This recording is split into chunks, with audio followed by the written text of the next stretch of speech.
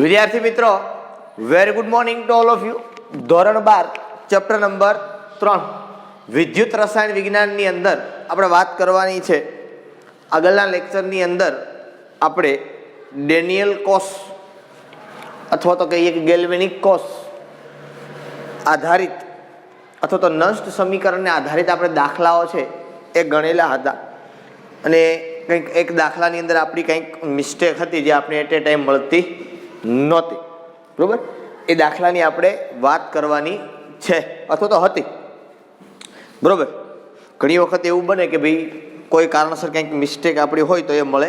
તમે સામે હોય તો પ્રશ્ન ના આવે, મળી જાય મિસ્ટેક. પણ તમે સામે ના હોય એટલે કઈ જગ્યાએ ભૂલ કરી દે, કારણ કે જે તે વ્યક્તિની ભૂલ હોય એ પોતાને ના દેખાય, સામેવાળાને જ દેખાય. પણ સામેવાળા તમે નથી અત્યારે મારી સાથે, એટલે કદાચ તમે મને ભૂલ મારી બતાવી શકો નહીં. બરાબર, જો એક વસ્તુ યાદ રાખજો, તમને સાહેબ આમ થોડું હાલે કાંઈ.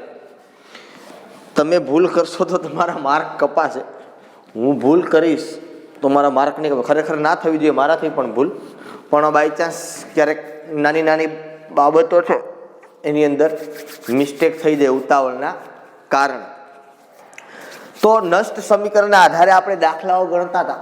નષ્ટ સમીકરણ ખાસ એટલા માટે હતું કે બિન પ્રમાણિત વિદ્યુત રાસાયણિક કોષ જ્યારે હોય ત્યારે કેવી રીતે એનો કોષ પોટેન્શિયલ છે એ ગણવો, એના માટેની ચર્ચા કરવાની હતી. ઓકે, જોઈએ એ દાખલો આપણે ફરી પાછો કેલ્ક્યુલેટ હું તમને કરાવી દઉં કે જેની અંદર આપણી કંઈક ભૂલ હતી. સ્વાધ્યાયનો દાખલો છે, 3.5 નંબરનો એક્ઝામ્પલ હતો આપણી પાસે એ સ્વાધ્યાયમાં 3.5 અને એમાં 4 નંબરનો દાખલો હતો. આવું કંઈક આપેલું હતું આપણે, પીટી સોલિડ. રકમમાં ભૂલ હતી એ મેં તમને કીધું હતું ને, એ સાચું છે, એમાં કંઈ ખોટું નથી. Br2 ગેસ 1 બાર Br માઇનસ 0.01 મોલર ક્ષાર છે તો H પ્લસ 0.13 છે, સોરી 0.033 મોલર H2 ગેસ 1 બાર પીટી સોલિડ. ઓકે, આ પ્રકારનો કોષ છે આપને આપવામાં આવેલો છે, અને આ પ્રકારે જ આપને આપવામાં આવેલો છે, કારણ કે એનોડ તરીકે કેથોડ તરીકે જે કોઈ હોય તો આ પ્રમાણે લખવું પડે. અને મેં ત્યારે તમને સમજાવ્યું હતું કે બંનેની અંદર Br2 થી Br માઇનસ, એટલે આ પણ તમે જનરલી આવી રીતે જુઓ તો અહીંયા પણ 2Br માઇનસ 2 ઇલેક્ટ્રોનથી લખો. Br2 થી આપેલું છે કે 1 થી લખો તો 1/2 Br, આ પણ કેથોડ તરીકે છે. અને સામેની બાજુની અંદર પણ એ જ પ્રશ્ન કે 2H પ્લસ લખું 2 ઇલેક્ટ્રોનથી H2, તો આ પણ કેથોડ તરીકે વર્તે છે. પણ કોષની અંદર વર્તન એવી રીતે કરે છે, પણ આપણે જ્યારે કોષ આપને આપેલો છે, કોષનું સાંકેતિક નિરૂપણ કરીને આપને આપેલું છે, તો આપને ખબર છે, આપણે યાદ રાખેલું છે. બરાબર, કે જમણી બાજુ છે એ એનોડ હોય ને ડાબી બાજુ છે એ કેથોડ હોય. પણ નો ડાઉટ રિએક્શન આપણે બંનેની અંદર કેથોડ માટેની આપેલી છે, એટલે આપણે એ પ્રમાણે નષ્ટ સમીકરણમાં મૂકશું. પણ હકીકતે એક બાજુ એનોડ છે એક બાજુ કેથોડ છે. એ નાની એવી વાત છે, એની અંદર મિસ્ટેક આપણી રહી ગઈ હતી. બરાબર, હવે નષ્ટ સમીકરણ આપણી પાસે આવું છે કે E cell equal to E0 cell minus 0.059/n લવ એનોડની સાંદ્રતા ના છેદમાં કેથોડની સાંદ્રતા. બરાબર, આ પ્રકારનું સૂત્ર આપણી પાસે છે. હવે E0 સેલ માટે આ બંનેના પોટેન્શિયલ આપણે જોઈએ તો આનો પોટેન્શિયલ જે Br નો છે આપણે ટેક્સ્ટ બુકમાં આપેલો હોય E0 Br2 થી Br માઇનસ ઇક્વલ ટુ 1.09 છે, અને અહીંયા E0 H પ્લસ થી H2 ઇક્વલ ટુ 0.0 હોય. તો આપણી પાસે સૂત્ર એવું છે, આ જ ભૂલ કરી રીતે આપણે E0 cell equal to E0 cathode minus E0 anode. આ બેમાંથી કેથોડ કોણ છે એ જોવાનું છે. બરાબર છે, તો કેથોડ તરીકે હાઇડ્રોજન વિદ્યુત ધ્રુવ વર્તે છે, તો આ 0.00 માઇનસ 1.09 એટલે જવાબ આવશે માઇનસ 1.09 વોલ્ટ. આ આપણી પહેલી મિસ્ટેક હતી. બરાબર છે, જે આપણે સીધું 1.09 જોયા વગર લખી નાખ્યું હતું, એ આપણી પહેલી મિસ્ટેક હતી. સેકન્ડ મિસ્ટેક હમણાં બતાવું -1.09 માઇનસ સેકન્ડ મિસ્ટેક આ હતી આપણી પાસે 0.059 અપોન 2 કારણ કે BR2 થી BR છે બંને બાજુ અને H+ થી H2 છે એટલે 2 વડે ગુણવા પડે ત્યાં log એ નોટમાં તો કાંઈ છે નહીં કેથોડની અંદર આપણે લખીએ બંને માટે તો અહીં શું લખવું પડે BR માઇનસનો સ્ક્વેર ઇન્ટુ H+ નો square equal to -1.09 minus 0.059 upon 2 એટલે એને હું લખી નાખું 0.0295 log 1 અપોન BR માઇનસ એટલે એ આપેલું છે આપને 0.01 એનો સ્ક્વેર ઇન્ટુ 0.03 એનો square equal to -1.09 minus 0.0295 log just a minute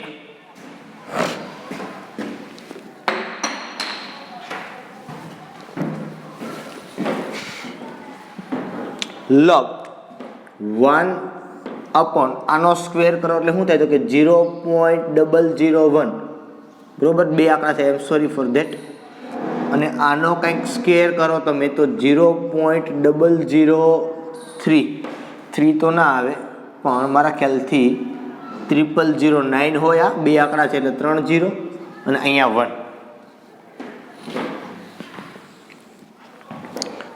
બરાબર equal to -1.09 minus 0.0295 log 1 upon 3 મીંડા અહીંયા છે 3 મીંડા અહીંયા છે કંઈક આંકડો છે એટલે 1 મીંડું વધે ત્યાં 0.000000 સિંગલ 0 અને 9 બરાબર છે ચાલો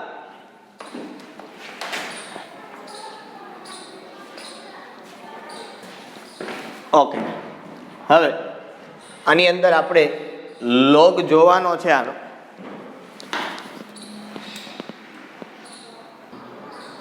ઓકે લોગ જોવાનો હતો આપણે બરોબર પહેલા ભાગાકાર કરીએ અને પછી જે મૂલ્ય મળે એનો લોગ જોઈએ 1 અપોન 0.000000 સિંગલ 0 અને 9 બરોબર જે જવાબ આવે એનું 13 વખત વર્ગમૂળ 1 2 3 4 5 6 7 8 9 10 11 12 અને 13 -1 અને ગુણ્યા 3557.5 એટલે એ મળે તમને 7.05226 અને એની સાથે આને ગુણી દો ઇન્ટુ 0.0295 એટલે એ મળે 0.2080 ઇક્વલ ટુ -1.0 આ ટોટલ બધું કરી દીધું એ મને મળ્યું -0.2080 અને ઇક્વલ ટુ -1.2080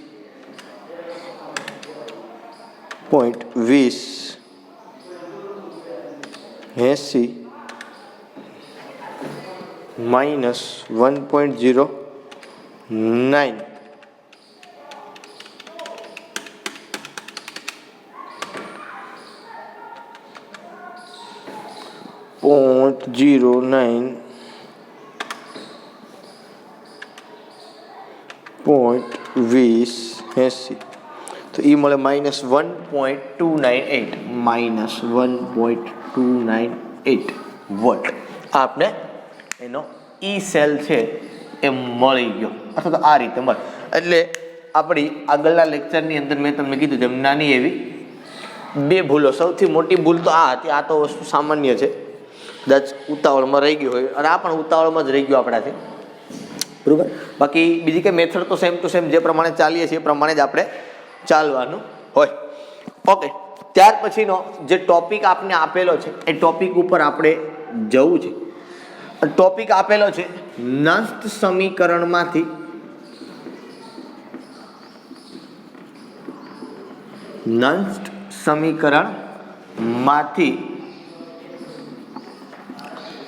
સંતુલન અચળાંકની ગણતરી શેમાંથી નષ્ટ સમીકરણમાંથી સંતુલન અચળાંકની ગણતરી. કેવી રીતે સંતુલન અચળાંક છે એની ગણતરી કરવામાં આવે નષ્ટ સમીકરણમાંથી, એવું કહે છે. હવે તમને કદાચ ખ્યાલ હશે, જ્યારે આપણે વિદ્યુત ધ્રુવ પોટેન્શિયલનું માપન નામના ટોપિકની ચર્ચા કરતા હતા ત્યારે આપણે વાત કરેલી હતી કે ભાઈ સંતુલન અચળાંક અથવા તો વિદ્યુત ધ્રુવ પોટેન્શિયલ છે એ વિદ્યુત ધ્રુવ પોટેન્શિયલના મદદથી સંતુલન અચળાંકની ગણતરી કરી શકાય, પીએચ માપી શકાય, અનુપ્રયોગો કરી શકાય, આ બધી ચર્ચાઓ કરી હતી. એમાંનું એક આપણે અત્યારે જોવાનું છે કે સંતુલન અચળાંકની ગણતરી કેવી રીતે થાય, પાણીનો આયનીય ગુણાકાર માપી શકાય, આ બધી વાત આપણે વિદ્યુત પોટેન્શિયલની મદદથી ઈ સેલના ઉપયોગ છે એની વાત કરતા હતા. અને ઈ સેલ એટલે નષ્ટ સમીકરણ થયું, બરાબર. કેવી રીતે કાર્ય કરી શકાય એના માટે એની આપણે ચર્ચા કરવાની છે ખાસ, બરાબર. તમને યાદ છે એ પ્રમાણે કે આપણે ડેનિયલ કોસ્ટની ફરી પાછી જો વાત કરીએ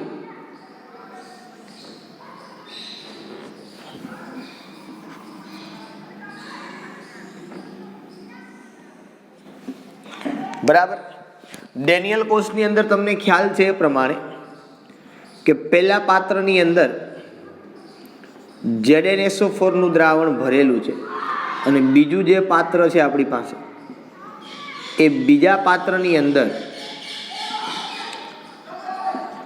CuSO4 નું દ્રાવણ ભરેલું છે, બરોબર. પહેલું જે પાત્ર છે એની અંદર આપણી પાસે ઝિંક ધાતુનો વિદ્યુત ધ્રુવ છે અને બીજું જે પાત્ર છે એની અંદર આપણી પાસે Cu ધાતુનો વિદ્યુત ધ્રુવ છે, બરાબર. આ જે છે એ ઝિંક ધાતુનો વિદ્યુત ધ્રુવ છે અને અહીંયા આ બંનેને આપણે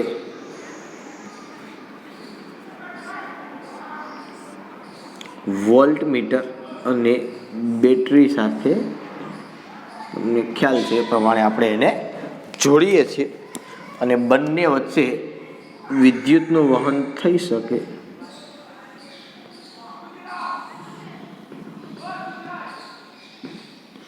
એટલે આપણે બંને વચ્ચે ક્ષારક સેતુ છે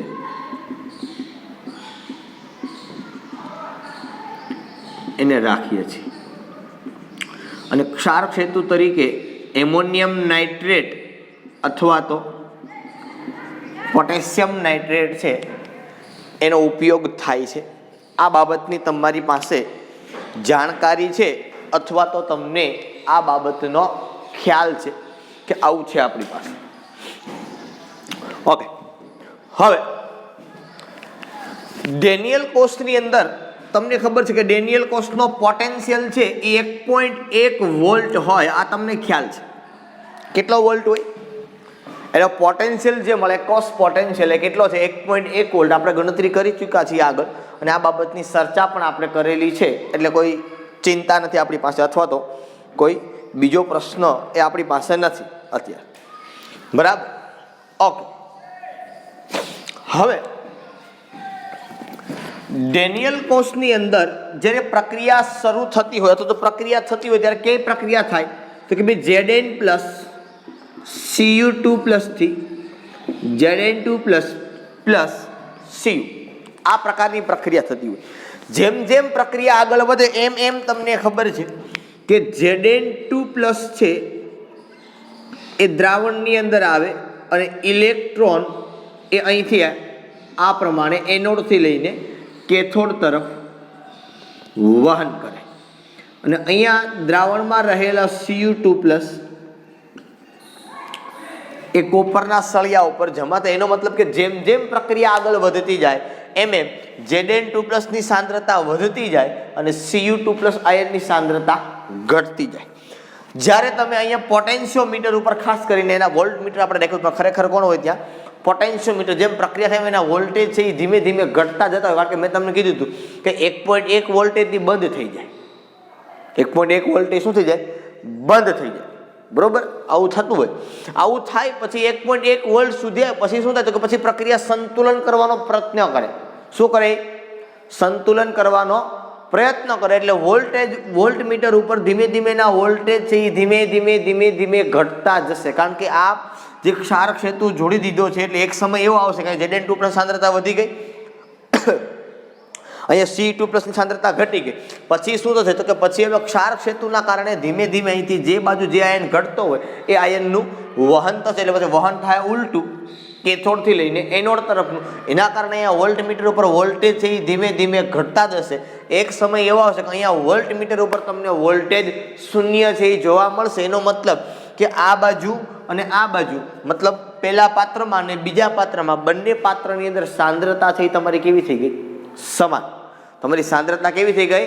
સમાન થઈ ગઈ. અને સાંદ્રતા સમાન થઈ ગઈ એનો મતલબ એમ કે હવે આ ગેલ્વેનિક કોષ છે અથવા તો આ ડેનિયલ કોષ છે એ સંતુલનની અંદર છે, બરોબર. હવે જો એવી રીતે હોય તો આપણી પાસે સૂત્ર શું છે? તો કે આપણી પાસે સૂત્ર છે E cell equal to E0 cell minus 0.059 upon n log એનોડની સાંદ્રતા ના છેદમાં કેથોડની સાંદ્રતા.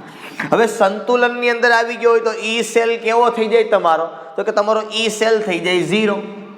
શું કામ? તો કે પ્રક્રિયા સંતુલનમાં છે તો 0.00 equal to E0 cell minus 0.059 upon Daniell કોષ માટે n ની કિંમત 2 log એનોડ છે તો એ થઈ ગયું Zn2 પ્લસ અપોન કેથોડ તો કે Cu2 પ્લસ. બરાબર. તો હું આવું લખી શકું કે E0 cell equal to 0.059 upon 2, અથવા તો અહીંયા સીધું લખી નાખું શું તો કે 0.0295 log શું થાય તો કે અહીંયા ભાઈ આ તો બેયની સાંદ્રતા સમાન છે, આ બેયની સાંદ્રતા કેવી છે? સમાન છે, તો કે અચળ છે, તો ત્યાં હું લખી નાખું log Kc, કારણ કે આ બે જુદા નથી, હવે બેયની સાંદ્રતા સમાન છે જે કંઈ છે તે, બરાબર. તો log Kc E0 સેલ આપણે ડેનિયલ કોષનો ખબર છે તો કે 1.1 ઇક્વલ ટુ 0.0295 log Kc, બરાબર. તો log Kc ને સૂત્રનો કરતા બનાવો તો થઈ જાય 1.1 ભાગ્યા 0.0295. તો log Kc બરાબર 1.1 અપોન 0.0295 આપને મળશે 37.2881. 37.2881. તો Kc બરાબર એન્ટી લોગ ઓફ 37.2881. આશા રાખું છું કે એટલું યાદ રહે. અમુક એમ કે લોગ સામે છે, સામે જાય તો કે ભાગાકારમાં જાય, સામે ભાગાકારમાં ન જાય, લોગનું સામે એન્ટી લોગ થાય, બરાબર.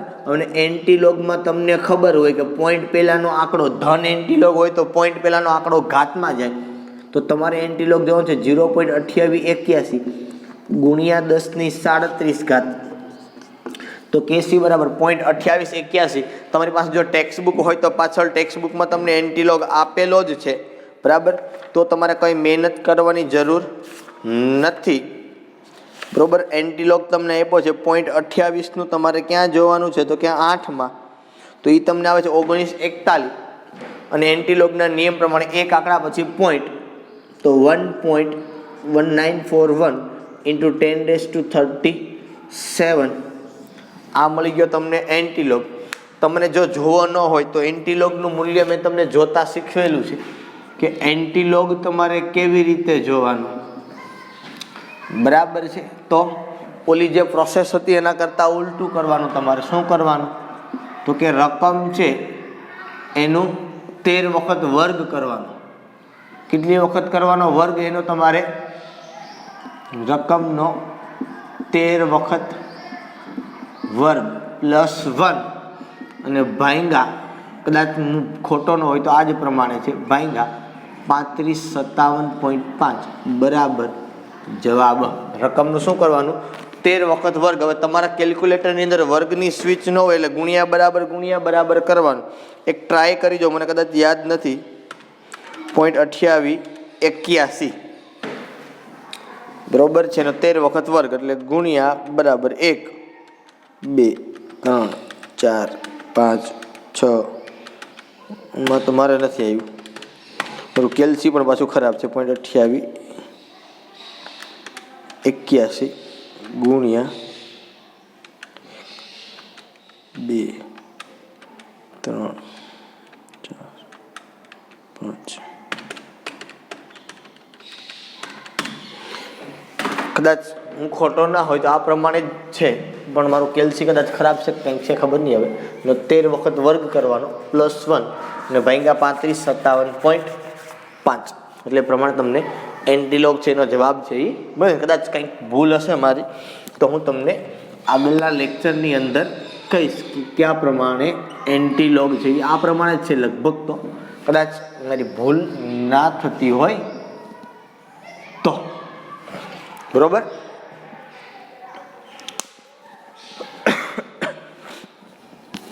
ચાલો હવે સેકન્ડ પોઈન્ટ ઉપર વાત કરવી છે કે આના જેવો જ એક બીજો ટોપિક આપણને આપવામાં આવેલો છે બરોબર. એ પણ એકદમ સિમ્પલ અને સરળ છે. એની ઉપર ચર્ચા કરીએ આપણે કે વાત કરીએ એના ઉપર. મેં તમને લોગ એન્ટીલોગનું 11મા ધોરણમાં કીધેલું જ હોય, પણ આ સમય ગયો એટલે કદાચ મારાથી પણ આડાહવળું કદાચ થઈ ગયું હશે, ખબર નહીં મને.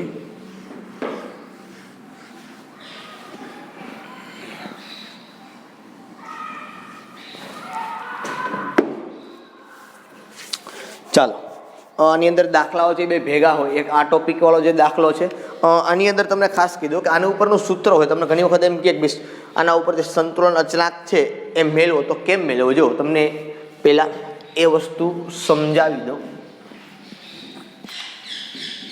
આ લખી લેજો.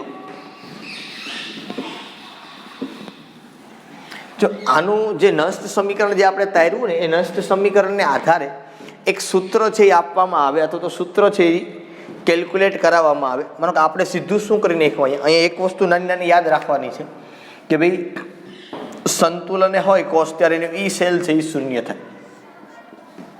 સંતુલને હોય ત્યારે એનો ઈ સેલ શૂન્ય થાય. એટલે આપણે શું મળ્યું? જો આવી રીતે મળ્યું E0 cell equal to 0.059 upon n અને લોગ અહીંયા શું થઈ ગયું? કેસી, કારણ કે સંતુલનમાં છે. ખ્યાલ પીડ્યો આટલો? શું કરી નાખ્યું મેં? લોગ કેસી. અને આ બાજુ લઈ લીધો. હવે લોગ કેસીને તમે સૂત્રનો કરતા બનાવો તો શું થાય? તો કે E0 સેલ ગુણ્યા આ સામે જાય તો ગુણ્યા n ભાગ્યા 0.059. તમારી ટેક્સ્ટ બુકમાં આપ્યું નથી, પણ આ એક સૂત્ર છે એ આપણે સંતુલન અચળાંકનું તારવી શકીએ આના ઉપરથી કે ગણતરી આ સૂત્રની મદદથી તમે કરી શકો. તમારી પાસે કોઈ પણ કોષ છે એનો કોષ પોટેન્શિયલ હોય અને સંખ્યાની ખબર હોય તો તમે સંતુલન અચળાંક છે એ આ પ્રમાણે પણ તમે મેળવી શકો કે પ્રક્રિયા છે એનો સંતુલન અચળાંક કેટલો છે. બરાબર છે. ચાલો હવે આવો જ કંઈક એક ટોપિક નાનો એવો સાથે સાથે આપેલો છે વિદ્યુત રાસાયણિક કોષ અને પ્રક્રિયાની ગિબ્સ ઉર્જા. તમે ઉષ્માગતિ શાસ્ત્રમાં વાત કરી હોય એની.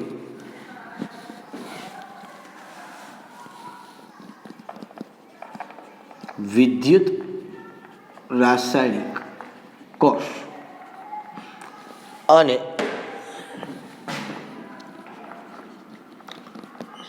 પ્રક્રિયાની ગિબ્સ ઉર્જા. ઓકે. વિદ્યુત રાસાયણિક કોષ અને પ્રક્રિયાની ગિબ્સ ઉર્જા ઉપર આપણે વાત કરવાની છે. હવે તમને અમુક એવું આપેલું છે, ખરેખર તમે જો તો ટોપિકની અંદર કાંઈ છે જ નહીં, તમને ખ્યાલ છે એ બાબતનું જ તમારે વાત કરવાની છે. જે બાબતનો ખ્યાલ નથી તમારે એની વાત કરવાની છે ને એ આપણા માટે જરૂરી પણ નથી, પણ છતાં પણ આ ટોપિક છે એ આપણે આપેલો છે. આ બંને ટોપિકમાંથી માત્ર ને માત્ર એક આ ટોપિકમાંથી ખાલી એટલું ધ્યાન રાખવાનું છે કે લોગ કેસીને આ પ્રમાણે કેલ્ક્યુલેટ કરી શકાય અને સંતુલને હોય ક્યારે કોઈ પણ કોષ તેનો ઈ સેલ છે એ 0 થાય. આ સીધી ને સિમ્પલ વાત છે બરોબર. અને સંતુલન હોય ત્યારે આ બેની સાંદ્રતા સમાન હોય તો આ બેને લખવાની કોઈ જરૂર નથી, કારણ કે આપણે સાંદ્રતા સમાન ન હોય એટલે તો બિન પ્રમાણિત કોષ લખ્યો હતો. બરાબર. સંતુલન હોય તો આપણે પ્રમાણિત કોષ આપણી પાસે છે જ. બરાબર. ઓકે. વિદ્યુત રાસાયણિક કોષ અને પ્રક્રિયાની ગિબ્સ ઉર્જાની અંદર એવું કહેવામાં આવ્યું છે કે 1 સેકન્ડમાં, પહેલા હું થોડુંક વાત કરી દઉં પછી આપ તમને સમજાવું કે 1 સેકન્ડમાં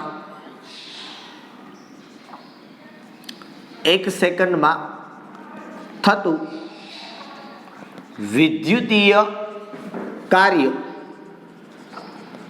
વિદ્યુત પોટેન્શિયલ અને પસાર થતા વિદ્યુત ભારના ગુણાકારની બરાબર હોય છે. આ પહેલી વાત તમને એવું કીધું. હવે આ લોકોએ સ્પષ્ટપણે વાત નથી કરી, પણ ખરેખર આવું કહું છું કે 1 સેકન્ડમાં થતું વિદ્યુતીય કાર્ય, એટલે વિદ્યુતીય કાર્ય છે ને એને ખરેખર હું આવી રીતે લખી શકું. કેવી રીતે? કે ભાઈ ડબલ્યુ ઇલેક્ટ્રિક. શું લખાય? W electric. 1 સેકન્ડમાં થતું વિદ્યુતીય કાર્ય કેટલું હોય? તો કે વિદ્યુત પોટેન્શિયલ. વિદ્યુત પોટેન્શિયલ એટલે કદાચ તમે આને કહી શકો ઈ સેલ. પ્રમાણિત નથી કીધું એટલે હું લખું ઈ સેલ. અને પસાર થતા વિદ્યુત ભારના ગુણાકારની, પસાર થતો વિદ્યુત ભાર એટલે આપણે કદાચ લખીએ કે 1 ઇલેક્ટ્રોન, 2 ઇલેક્ટ્રોન, 3 ઇલેક્ટ્રોન કેટલા? તો કે F. અને ભેગો લખવો પડે F. બરોબર? તો આ કોના બરાબર છે? તો કે આ બેયના ગુણાકાર બરાબર. કોણ બે? તો કે એક NF અને બીજું આ ઈ સેલ. આ બેયના ગુણાકાર બરાબર. બસ આ વસ્તુની વાત એણે શબ્દો દ્વારા કરી કે ભાઈ 1 સેકન્ડમાં થતું વિદ્યુતીય કાર્ય એ વિદ્યુત પોટેન્શિયલ અને પસાર થતા વિદ્યુત ભારના જથ્થાના ગુણાકારની બરાબર હોય. બધા આ એણે વાત કરી. હવે બીજી વાત આપણે એવી કરી કે ભાઈ ગેલ્વેનિક કોષની અંદર, મેં ડેનિયલ કોષ લીધો છે, કોઈ પણ બીજો કોષ હોય તો આપણે એવું કીધું ગેલ્વેનિક કોષની અંદર જો તમારે મહત્તમ કાર્ય મેળવ્યું કે કેટલું કાર્ય થાય, કારણ કે એક ઉર્જાનું બીજી ઉર્જામાં રૂપાંતર થાય છે, એ કાર્ય થયા વગર ન થાય. ઉષ્માગતિશાસ્ત્રના નિયમ પ્રમાણે તમે ભણી ગયા કે એક ઉર્જાનું બીજી ઉર્જામાં, અહીંયા આપણે વિદ્યુત રાસાયણિક કોષની અંદર રાસાયણિક ઉર્જાનું વિદ્યુત ઉર્જાની અંદર રૂપાંતર કરીએ છીએ. તો જ્યારે આપણે એક ઉર્જાનું બીજી ઉર્જાની અંદર રૂપાંતર કરતા હોય ત્યારે એનું મહત્તમ કાર્ય કેટલું થાય, એ મહત્તમ કાર્ય તમારે જો જાણવું હોય તો તમારે ગેલ્વેનિક કોષની અંદર પ્રતિવર્તી પ્રક્રિયા કરવી પડે. મતલબ 1.1 વોલ્ટે ડેનિયલ કોષ અટકાઈ ગયો તો તમારે અહીંયા જે ઈ એક્સટર્નલ કહેતા હતા એ તમારે 1.1 વોલ્ટ કરતાં વધુ આપવું પડે ને એ તમે આપો એટલે હવે પ્રક્રિયા અહીંથી કેવી થાય? તો કે હવે પ્રક્રિયા થાય ઉલટી. હવે પ્રક્રિયા કેવી થાય? અહીંયાથી ઉલટી થાય. બરાબર? તો એનો મતલબ એમ આપણે કીધો કે જો ગેલ્વેનિક કોષમાંથી મહત્તમ કાર્ય મેળવવું હોય તો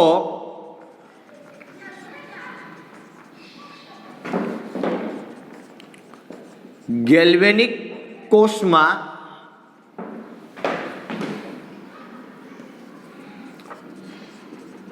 પ્રતિવર્તી રીતે વિદ્યુત ભારને પસાર કરવો પડે.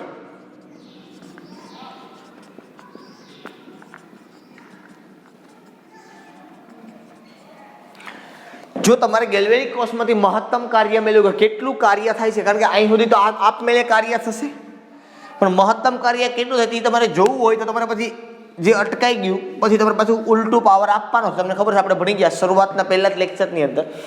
તો કેટલું તમે આપી શકો છો, કેટલું કાર્ય થાય એ તમારે જોવાનું છે. અને ગેલ્વેનિક કોષની અંદર આ પ્રતિવર્તી રીતે જે પ્રક્રિયા થાય તો પ્રતિવર્તી રીતે કેટલું કાર્ય થાય છે, તો કેટલું કાર્ય કરી શકે છે, આ કાર્ય કેટલું હોય તો કે એ ગિબ્સ ઉર્જાના ઘટાડા જેટલું હોય.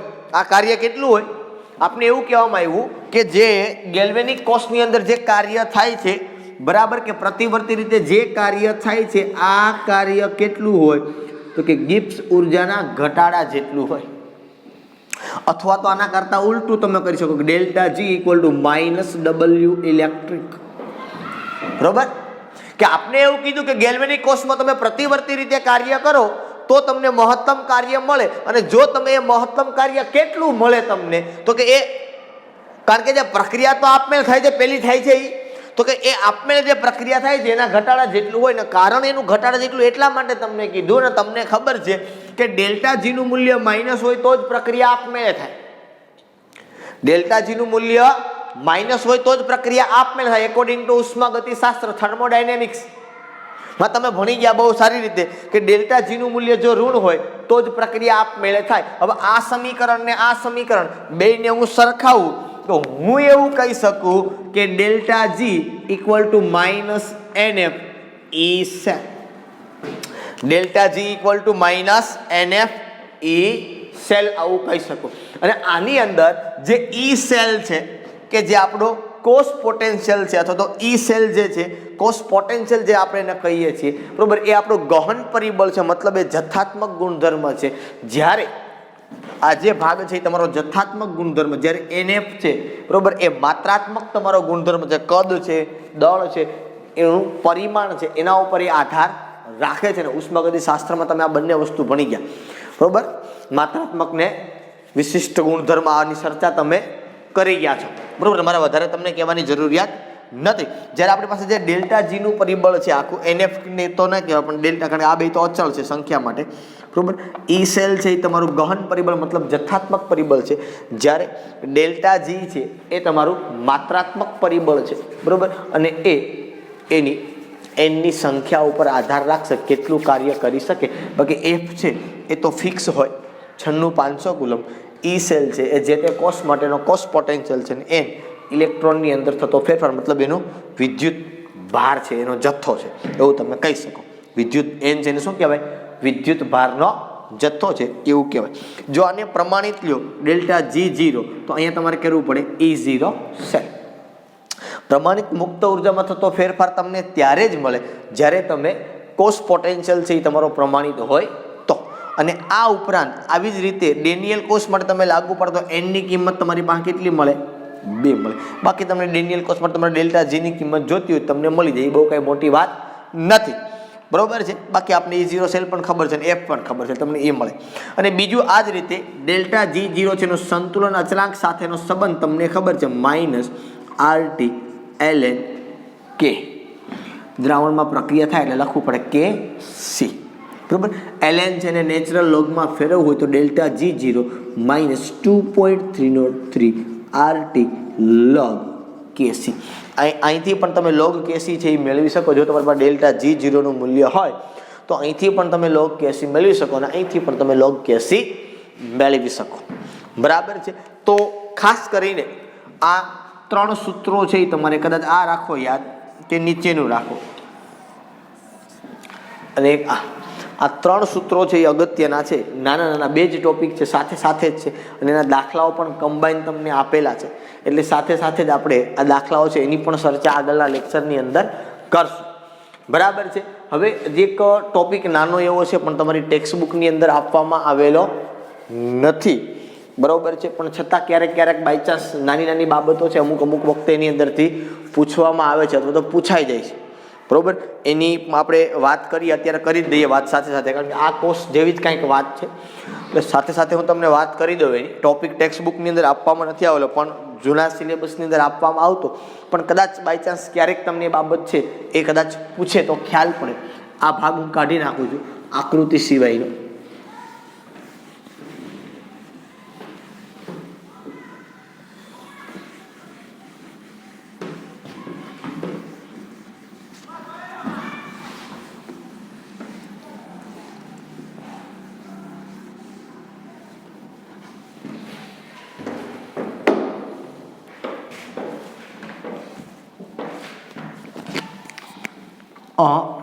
ટોપિકનું નામ છે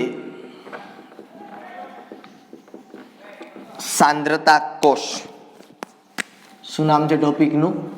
સાંદ્રતા કોષ બરાબર. સાંદ્રતા કોષ એટલે શું?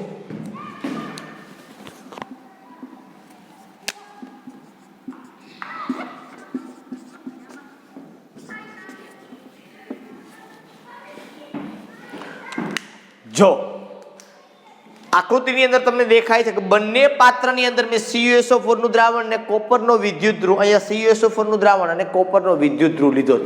હવે ક્યાંથી ક્યાં પ્રક્રિયા થશે અને કઈ દિશામાંથી કઈ દિશામાં વિદ્યુત પ્રવાહનું વહન થશે બરાબર.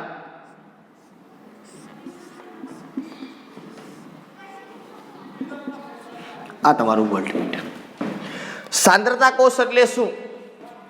તો કે વિદ્યુત ધ્રુવ સમાન હોય, જે કોષના વિદ્યુત ધ્રુવ સમાન પરંતુ વિદ્યુત વિભાજ્ય દ્રાવણની સાંદ્રતા જુદી જુદી હોય. માનો કે સપોઝ આની સાંદ્રતા છે એ હું C1 કહું, આની સાંદ્રતા છે એ હું C2 કહું, તો સાંદ્રતા કોષ એટલે શું? તો તો કે ભાઈ જે કોષનો વિદ્યુત ધ્રુવ સમાન હોય, વિદ્યુત વિભાજ્ય દ્રાવણ પણ સમાન હોય, પણ એ દ્રાવણની સાંદ્રતા જુદી જુદી હોય, એ દ્રાવણની સાંદ્રતા જુદી જુદી હોય, તો એવા કોષને શું કહેવામાં આવે છે? સાંદ્રતા કોષ. શું કહેવામાં આવે ને? સાંદ્રતા કોષ. હવે સાંદ્રતા કોષની અંદર જ્યારે વહન થાય ત્યારે ક્યાંથી ક્યાં થાય? આમાં પણ એક એનોડ લેવાનો અને એક કેથોડ લેવાનો. તો જેની સાંદ્રતા વધુ હોય એ કેથોડ લેવાનો, જેની સાંદ્રતા ઓછી હોય એ એનોડ લેવાનો. સાંદ્રતા કોષની વાત શું કરી કે ભાઈ વિદ્યુત ધ્રુવ સમાન હોય પરંતુ વિદ્યુત વિભાજ્ય દ્રાવણની સાંદ્રતા જુદી જુદી હોય એવા કોષને સાંદ્રતા કોષ કહેવાય. સપોઝ અહીંયા માનો કે એનોડ તરીકે પણ કોપર છે, કેથોડ તરીકે પણ કોપર છે, બંને વસ્તુ એક જ છે. સપોઝ હું તમને એ કહું કે ભાઈ એનોડ તરીકે આને માનો કે એનોડ હું લઉં, બરોબર, તો પહેલો જે Cu છે એ Cu માંથી આનો C1 સાંદ્રતા કહો અથવા તો Cu છે એમાંથી આ Cu સોલિડ એમાંથી શું થાય છે? Cu2+, પણ એ Cu2+ કયું છે? તો કે C1 વાળો +2 ઇલેક્ટ્રોન.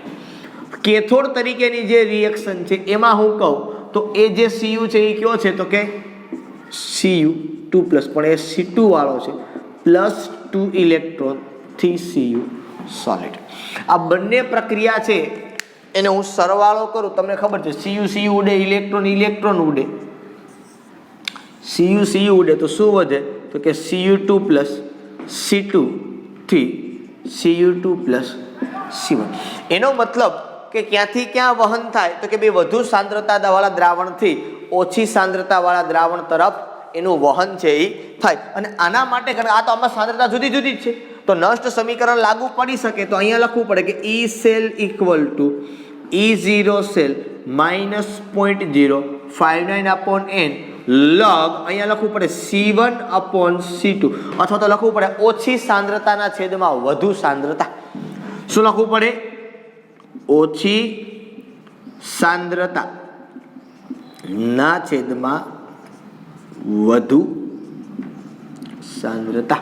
કારણ કે અહીંયા તમે જોવો છો C1 થી C2 આ પ્રમાણે થાય, બરાબર છે. અને ખાસ યાદ રાખો કે આનો E0 સેલ તમે શું થાય? તો કે આનો E0 સેલ 0.00 વોલ્ટ થાય. શું કામ? તો કે વિદ્યુત ધ્રુવ તો બે સમાન છે. એકનો તમે માનો કે એનોડ લ્યો ને એકનો કેથોડ લ્યો, અહીંયા તમારી પાસે વેલ્યુ ખબર છે તમને કે E0 Cu2+ થી Cu એ 0.34 વોલ્ટ છે. તો આમાં તમે કરો કે E0 cell = E0 cathode -E0 anode. હવે કેથોડ તરીકે વર્તે તો 0.34, એનોડ તરીકે વર્તે તમને મેં કીધું હતું એટલું જ મૂલ્ય, પણ એ ઋણ મૂલ્ય હોય તો એ -0.34 થયું. તો આનો વોલ્ટેજ તમને 0 મળી ગયો. કારણ કે વિદ્યુત ધ્રુવ તો બે તમારા કેવા છે? સમાન છે. અને સમાન વિદ્યુત ધ્રુવ હોવાને કારણે એનો E0 સેલ છે 0 વોલ્ટ થાય. આ એક બાબત યાદ રાખવાની છે. કદાચ તમને MCQ ની અંદર પૂછવામાં આવે કે સાંદ્રતા કોષનો E0 સેલ એ કેટલો થાય? તો કે સીધી ને સિમ્પલ વાત, સાંદ્રતા કોષનો E0 સેલ છે હંમેશા કેવો થાય? 0 થાય.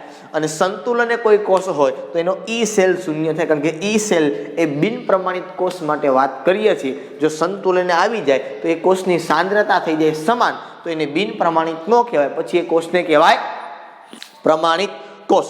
એટલે આવી વાત છે એ જૂના સિલેબસના એક ટોપિકની અંદર આપવામાં આવતી, નવા સિલેબસમાં નથી. પણ કદાચ બાય ચાન્સ તમે ભૂલથી ક્યાંક રેફરન્સ બુક ખોલો અને ક્યાંક આવો પ્રશ્ન તમને પૂછવામાં આવે તો તમને આવો પ્રશ્નનો જવાબ આવડતો હોવો જોઈએ. બાકી આમાં તમને મને પૂછ્યું હોય કે આનો E સેલ ગણો આવા સાંદ્રતા કોષનો, તો તમને ગણતા આવડે, બરોબર. મને આ કોષનું તમારે નિરૂપણ કરવું હોય તો આ કોષનું નિરૂપણ કરતા પણ આવડે. કેમ કરાય? તો કે ભાઈ Cu સોલિડ થી Cu2+ aqueous, માનો કે આની સાંદ્રતા છે 0.1 મોલર, ક્ષાર ક્ષેતુ Cu2+ 0.2 મોલર થી Cu સોલિડ. તો આ ખબર પડી ગઈ કે બે હરખા જ છે પણ બેની સાંદ્રતા જુદી જુદી છે. તો આવા કોષને સાંદ્રતા કોષ તરીકે ઓળખવામાં આવે છે. અને આ સાંદ્રતા કોષનો E0 સેલ એ 0 થાય.